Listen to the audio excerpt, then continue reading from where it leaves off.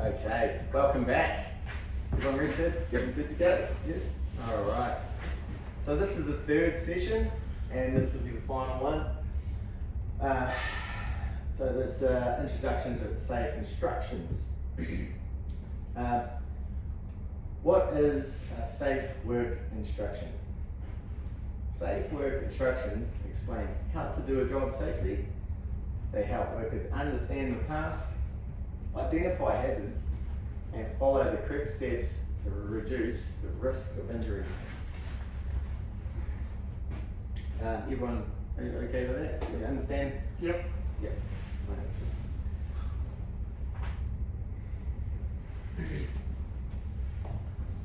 So safe instructions, maintaining a safe workplace. Why use safe instructions? So we can work safely, we can reduce risks, follow the correct procedure, and prevent injuries. So working safely, that would be with the safe instructions, that all correlates together. So when you have an instruction and it's a step-by-step guide, that will be the whole thing of safety around the workplace, and that will run on to reducing the risks and following the workplace, following the correct procedure, and also preventing injuries. So if we're following the correct procedure, it helps prevent injuries, and it also reduces risk, which makes the whole environment a safe place to work. Does that make sense? No. So safe instructions, these are some of the learning outcomes. Understand workplace health and safety requirements, WHS. Follow safe work procedures. Identify safe work procedures. Identify hazards and report risks. Use safety equipment correctly, and contribute to a safe workplace. So understanding workplace health and safety requirements. What do you really think that means? So when our workplace is looking at health and safety, what do you think the requirements are as an employee? So that's the law. That's right, yes. So there's you have to follow the law. That is 100% right. There's a legal obligation. You need to follow it. So safe work, following safe work procedures, and it's a step-by-step guide on how to make the job easier, how to make it safer, and everyone's safe. Would it be correct in saying your safe work procedures factor in the requirements of the law? Yes, yes. So that everything has to go to the letter of the law, if you will. Mm-hmm. So the safe work procedures are all based to help make things safe, and it's all under the requirements of the health and safety WHS. So identifying hazards and reporting risks. So if we find a hazard, again, report the risk immediately, and that will help mitigate everyone being safe on site. Using safety equipment correctly, and that can go from, again, anything small to big equipment. As long as it's used safely and correctly, it will make everyone's day better by being safe. Contributing to a safe workplace would involve everything here. So if we all contribute as well, if everyone has a safety conscience and has safety awareness, you walk past something and you own it, like we said, then obviously makes the workplace just more safer, it helps morale as well. Everyone wants to go to work because you know you're going to have a safe day, and that's the overall learning outcomes. Everyone happy with that? Yep.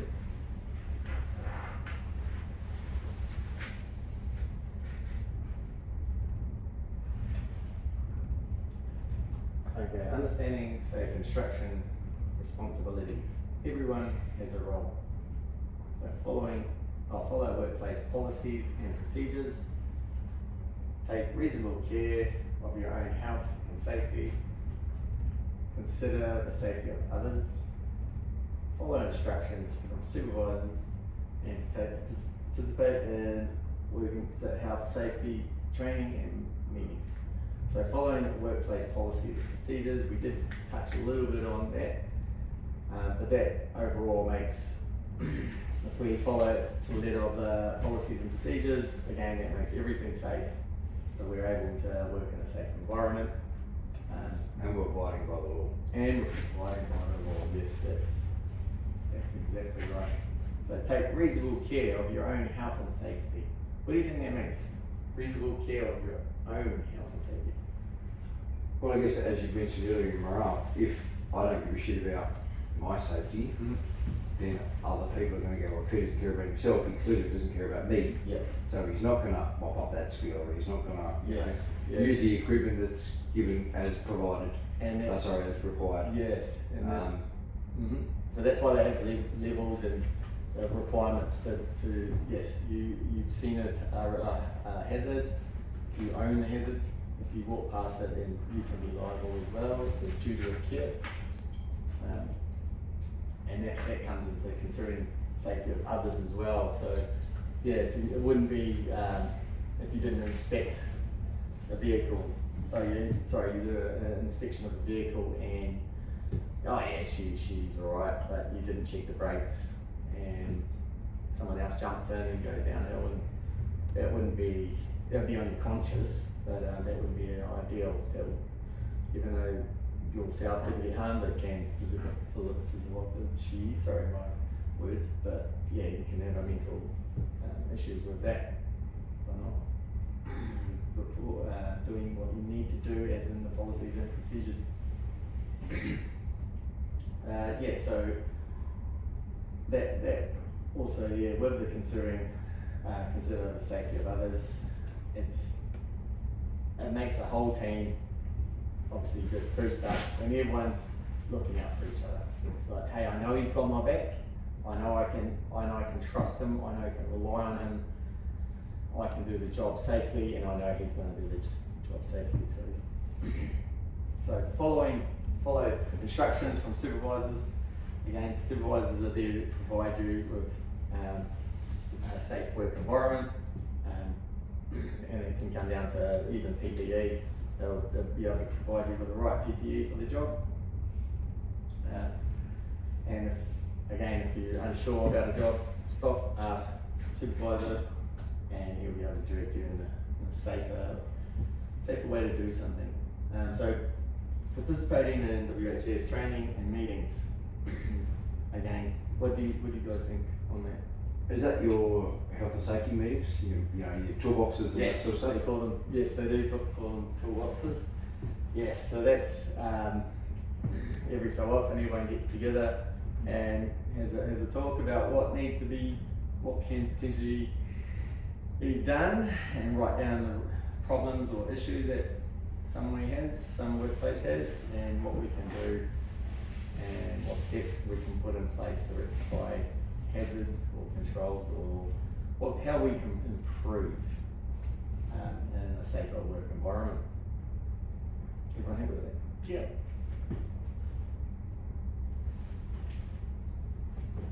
Safe instructions. Common workplace hazards, slips, trips and falls, manual handling injuries, hazardous substances, faulty equipment, fire and emergency situations. So slip, trips and falls, again that can be anything from slippery surface, not following your line of fire, not looking where you're going, situational awareness, and falling, just not having the right PPE for the task, not if you're on the edge or any fall restraint or anything like that.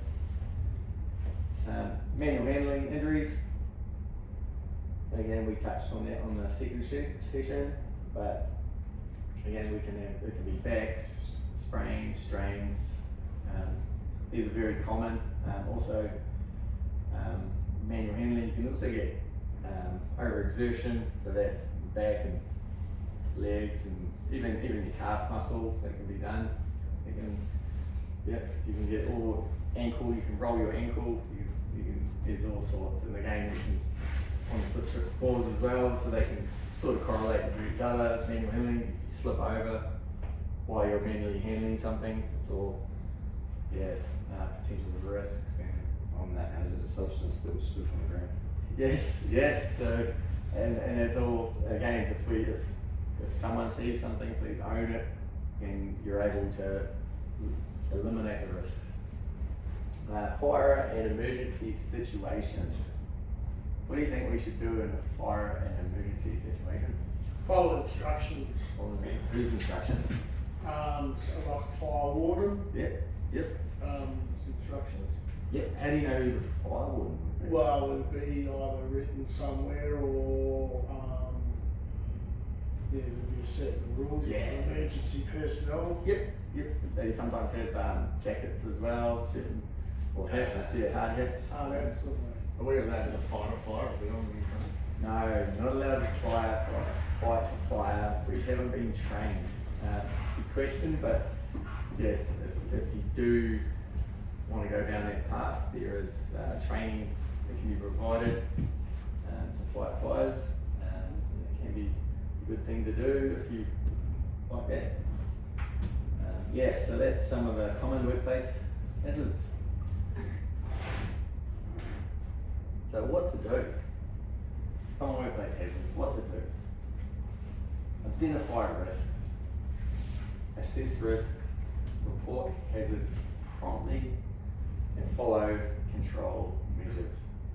So identifying risks, again, there's a risk matrix, so the likelihood, consequence, it all goes into a matrix, and yes, it depends on what the risk is, what the potential for harm, and yes, what the likelihood, what we can do to minimise the risk.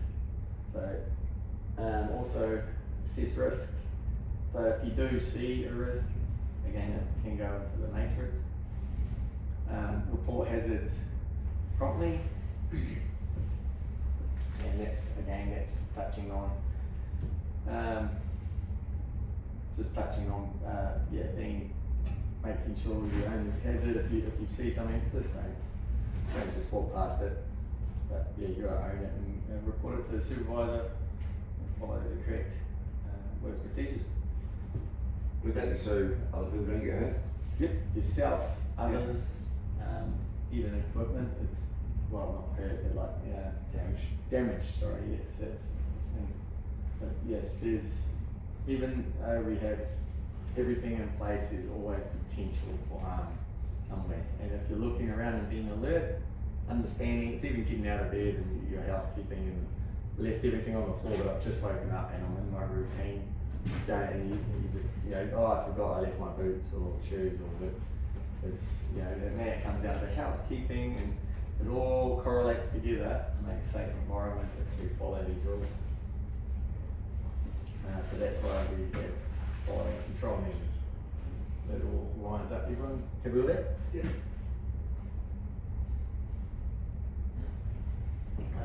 Safe work instructions in the workplace. Use equipment correctly, wear required PPE, maintain good housekeeping, follow safe manual handling technique, follow emergency procedures, and here are some examples of PPE. Safety footwear, gloves suited for the task. And we did touch on that a little bit before, but yes, there is a glove matrix where if you're using chemicals, there's gloves for those. I think it's Cat 2 as well if you're going for the vibration. Yep, and then there's the smaller, finer jobs, but that you can have within the wool gloves, but they all have a matrix you can go by, and they help prevent any harm. Eye protection. So yes, using eye protection. Why would you use eye protection? What would Protect your eyes. from what though? What's the Sand, dirt, dust. Yep. Penetrating injuries. projectiles? Yep. Then you can actually lose your eyesight from. Yeah, it's major. So there's 100% eye protection is there solely to protect your eyes, basically. How Yeah. do you know if you have to use double eye protection? How do you know? So, again, you have to assess the risk. For example, say you got a grinder, you're gonna go, oh, I'm gonna cut a grinder, but you're in a sort of a enclosed area, and sparks, okay, I've got the guarding, and the guarding's directed that way. And I think, oh, okay, everything's fine, but it can actually ricochet back up. And so that's why we have more than one cover to protect your face. So you can bounce back and get you on the side of the glasses. So that's why we have a face shield as well. And it's just And also, if you use them, say, a wire wheel, Yes. that's Yes, a that's a big penetrating injury because they come off the bits of wire. 100%. And Yeah. sticking your skin, it's alright pulling out your leg and that, but pulling out your right eye. Yeah, that's Fair enough. eyes are very so high visibility clothing, and yeah, that's just with PPE. It's there to protect you. It's there for your to prevent any risk. So people see you. Hey, I didn't quite see him because he was almost camouflaging dirt, but no, he has the high vis, and yellow is one of the first colours I think the eye recognises. That's from what I got taught at school. And so also green's the last, isn't it? Yes, green. green's last. Yes, so yellow's the first. That's why safety showers are all green. Yes, that's correct. Yes, it's That's what us colours see. yes. Yeah. So I don't want to test it. we don't want to test it. No, the eyesight is very important, and that's why you have eye protection to prevent any harm. Everyone okay with that?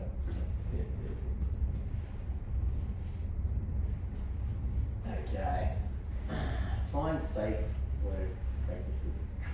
Safe work practices are ways of doing your work safely. The main safe work practices you should know and follow are: identify and remove or control hazards from your own work area. Handle hot and cold products safely. Hygiene control measures. Security management of cash, documents, equipment, keys, or people. Keep the work area clean and tidy. Evacuation procedures of staff and customers. Handle hazardous substances safely. Use equipment safely. Use correct manual handling techniques. So take regular breaks and rotate, swapping around tasks to prevent fatigue, and participate in safety and security trainings as required. Report unsafe work practices and security breaches as per workplace policies and procedures. So I'm just going to touch on the top one: identify and remove or control hazards from your own work area. Now that could be anything at all, as long as it's in your area. If you're in your area, you own it. And it's about situationally being aware, not just walking past and don't worry about it. This is my area, I'm going to own it. I've barricaded my area for whatever high risk work or anything I'm doing in this area, and I'll put in a control. So what happens if I work with a lazy bum who doesn't care about his safety, Yep. and I need to walk through his area? Yep. I don't know, go to the lunchroom. Yep. Do I have to remove and control hazards from his area as well? Yes. So if you see a hazard, Yeah. you own the hazard, and you report the hazard. You bring that up to the supervisor, and yes, some people can get a straight line train of thought, but we need to break that away and try and. So if you start catching hazards more and more, that helps bring up more people. Go, hey, he's catching a lot of hazards. I can do that too. And it brings a rapport in a way, and that helps. Well, why not be labelled as a suckhole? No, it's about preventing any hazards. I know those people are going to respect me because I'm looking after their safety as well. Yeah, yeah. So at the end of the day, if you're looking out for other people's safety, that's it's high levels of respect. So handling hot and cold products safely. So as a boiler maker, if you go and aluminium, you can heat it up on a big plate and you heat it in this area and you think that area over there is cold, but you've been heating up for a while. Aluminium is a good conductor of heat, so don't ever try and put your hand on the other side because it can still be very warm. And again with the environment as well, if it's a very hot day, things can heat up pretty quick, even from the sun. Same with the cold as well. We have certain things on certain jobs where you actually have to freeze bearings and things like that, and they're very cold to touch. And we have things on site as well that have to be controlled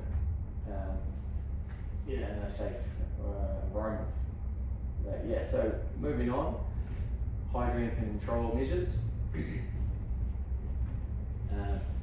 That's again just washing your hands before you enter to go for food or after the toilet. It's all these things that can help prevent can help prevent any sort of allergies or any any Transmission of biological issues. Yes, correct. Yes. So security management of cash, documents, equipment, keys, people. That's that's on the management side of things. We just have to respect that and abide by that. Keeping the work area clean and tidy. So that's a housekeeping standard that we all adopt, and that can be even just dropping pins on the floor and picking them up as we go. Shoelaces as well, making sure your shoelaces are tied up. I know it sounds small, but they can actually create potentially harmful falls, concussions, you bang your head. So yeah, it can all these little things can actually help save you and make the workplace environment safer.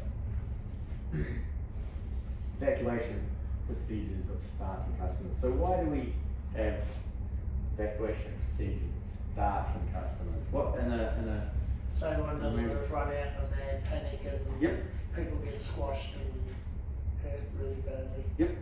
And it's something that we shouldn't be doing, or we generally don't do regularly. So we're gonna have a procedure or a diagram to show us where to go. Yes.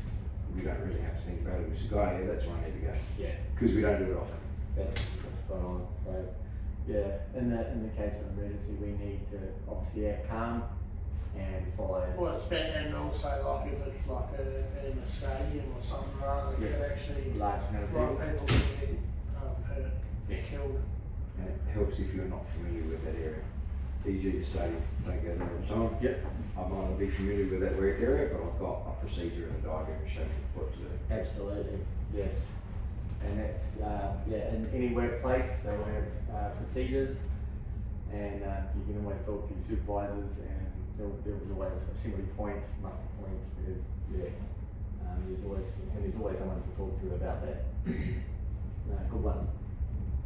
Handling hazardous substances safely. Again, it's understanding what you're handling for a start, and it's SDS forms, and using the correct PPE or whatever needs to be done to make that a safer environment. Using the equipment safely. So yeah, that can be, again, all types of equipment, anything that's getting used in a work environment. We have to understand, we look at the equipment before we use it.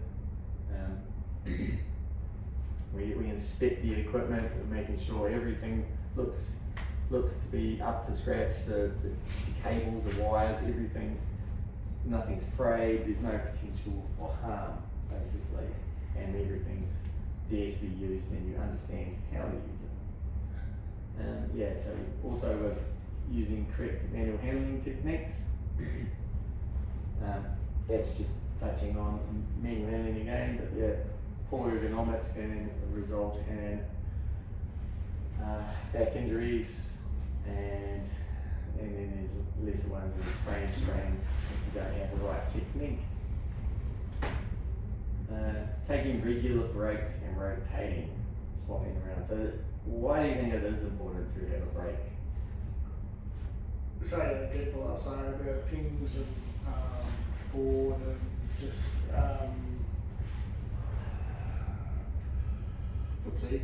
yeah. Fatigue. Just having a. Yeah. Yep. It might be physical fatigue, it could be mental fatigue as well. Yep. Yep. Spot on. Yeah. You all have real that. It is exactly task rotation. That's a very big one actually. Understanding if you're working with someone and you start off the day and you're all hydrated and everything, and then it's slowly, as the day just pushes on, oh, we just want this job done. There's always, we have a break. We take a reset, we step back, we take a breath. We go for smoke go, as we do, or smoke go, quick room break. Yeah, so no, that's spot on. So participate in safety and security training as required. What do you think that's required? Safety and security training. Or safety training, because not everyone knows everything about safety. So Yep. if we get trained, and education is key, we're Yep. always learning, learning on better ways to do things from previous incidents that have occurred. Yep. Yep. So it's really important. Yeah. Those people that say they know everything are generally the first people that get hurt. Yes. That's absolutely right. That's spot on. Alright, you guys happy with that? Yep. Yeah. So just what is a risk? A risk is a likelihood that a hazard will cause harm and how serious that harm could be. Any questions on that? Yeah, we did touch on that before, but this all links up. So identifying hazards and control risks.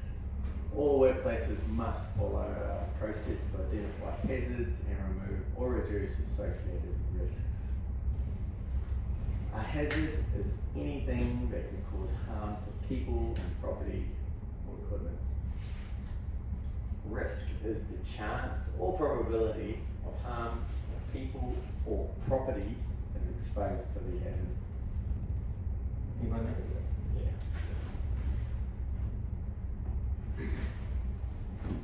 Alright. All workplaces must follow a process to identify hazards and remove hazards to reduce associated risks. A hazard is anything that could cause harm to people and property. Risk is the chance or probability of harm to people or property is exposed to the hazard. And most workplaces, your employee or supervisor would have already identified and assessed the hazards to put control measures in place. However, there's always a chance other hazards may arise. Will that be something like weather? Yes. Because weather changes on a daily basis. That is right. Yep. Ground condition. Ground conditions makes it slippery, or yeah, the leaves are on the ground, potential for electrocution. Yep. How do we identify and control those? This with weather. Yeah. Yeah. So we have controls in place. We have a weather app we follow. We also have lightning alerts, and that can we all abide by that and adhere to the conditions. If there's any potential for harm that your workplace or your job or your front is doing, you assess that risk, and you talk to your supervisor. If you're unsure, again, you call up. Hey, what is the likelihood of lightning alert, or what needs to be done? What can we do? Cool. They'll be able to tell you on hand. There we go. Good. Very good. All right, just a quick little activity. Just have a quick look in here. You guys see any? Yeah, just getting caught. And the Yep. boxes are going to fall on the guy. Yep. and someone's gonna get run over with a Oh. forklift. Spot on, likewise. And likewise, yeah, you see anything? What about, Well, that's still back. yeah, yeah, it's built. Oh, Both of them not wearing safety shoes. that's it, yes, look, what are they, thongs or they Yeah. slip, We can't flip flops. flip flops? Yep. James, bro. Bang, bang, James. Yep, poor ergonomics. Fluid pissing out of the forklift. Yep, the potential electrical, not situation awareness, looking at an iPad or phone, wrong shoes. Not guarded. Not guarded. Yeah, you guys absolutely smashed that. Good work. Sorry, I'm split through. So yeah, that will be the access risk of hazards. All hazards must be controlled to remove or reduce the risk of harm, and to control the hazards we need to assess the likelihood of consequence of the hazard occurring and determine and implement the most effective control measure. Everyone understand that? Yep. Yep. Alright. Okay. To assess the hazard, you need to work out the risk of the hazard. This is determined by asking yourself the question, how likely is it to cause harm and how serious that harm could be. The combination of likelihood and consequence provides the overall risk to that being assigned. To determine the overall risk category, you need to use the risk matrix tool, which we've talked about.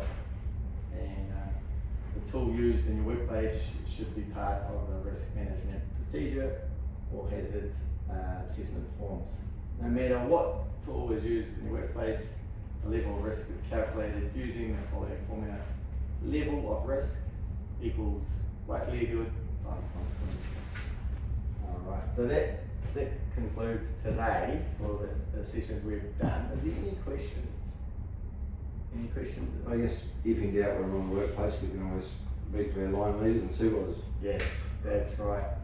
Okay, that's spot on. So just before we end, I just do have the sign-on sheet, if I can get you all to pass that and sign on. Yep. And I have a learn about evaluation form that's about, it's about for me, for you guys. This is what I've done. You can tick the boxes, just have a read of it. Thanks, mate. And yes, if there's any questions at all, please feel free to ask. But yeah, other than that, I'd like to thank you all for coming. And I hope you have a safe day. Thank you. Thank you very much.